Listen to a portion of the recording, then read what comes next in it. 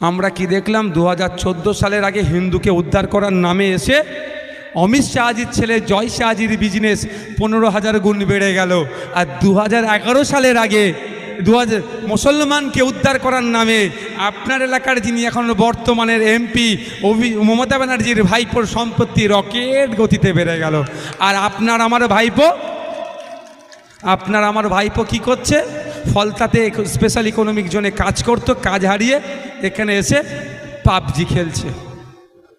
ভুল বলছি নাকি ভাই? এটা আর হতে দেওয়া যাবে না।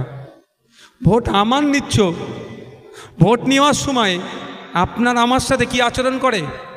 মামা, খালা, জ্যাঠা, নানি, পিসি, মাসি যা ইচ্ছা বলে নেয়। আর ভোটটা মিটে গেলে উনি যেন রাজা আর আপনারা প্রজা হয়ে যান। আপনাদের কাছে অনুরোধ করছি, একবার ভোটটা সঠিক জায়গায় দিন, দায়িত্ব নিয়ে একবার ভোটটা সঠিক জায়গায় দিন। 5 বছর ধরে আপনারা রাজার মতো থাকবেন, এই দায়িত্বটা আমরা নিতে। ঠিক ভোটের সময় যেমন দাঁড়ে দাঁড়ে গিয়ে, ধরো এখানে ভোট চাইতে এসেছে, কেউ টয়লেটে ঢুকেছে, এখানে দাঁড়িয়ে থেকে যাবে, বেরোলে বলবে ভাই ভোটটা দাও। এত টাইম থাকে? ভুল বলছি নাকি? শুনতে খারাপ লাগছে, খারাপ লাগুক।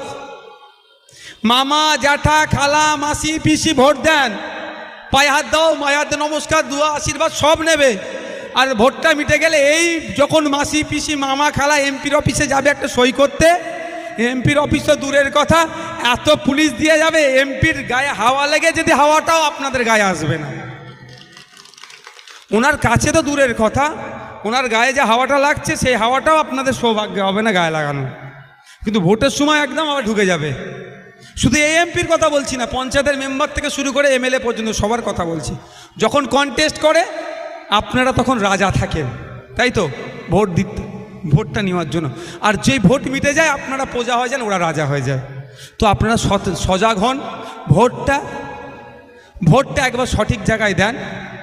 একবারের জন্য আমি দায়িত্ব নিয়ে বলছি, এই লোকসভা আসছে, সারা রাজ্যের মানুষের কাছে অনুরোধ করছি, আপনাদের কাছে অনুরোধ করছি, একবার সঠিক জায়গায় দেন।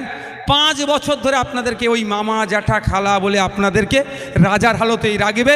এমপি এমএলএরা দুয়ারে এমপি প্রকল্প ওরা চালু করে দেবে আমাদের ঠেলাতে।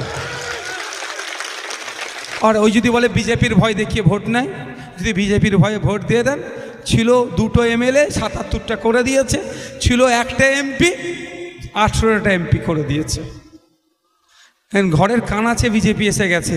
এখনও যদি আপনাকে বিজেপির ভয় দেখিয়ে ভোট নেয়, কালকে আপনার বেডরুমে বিজেপি ঢুকে যাবে।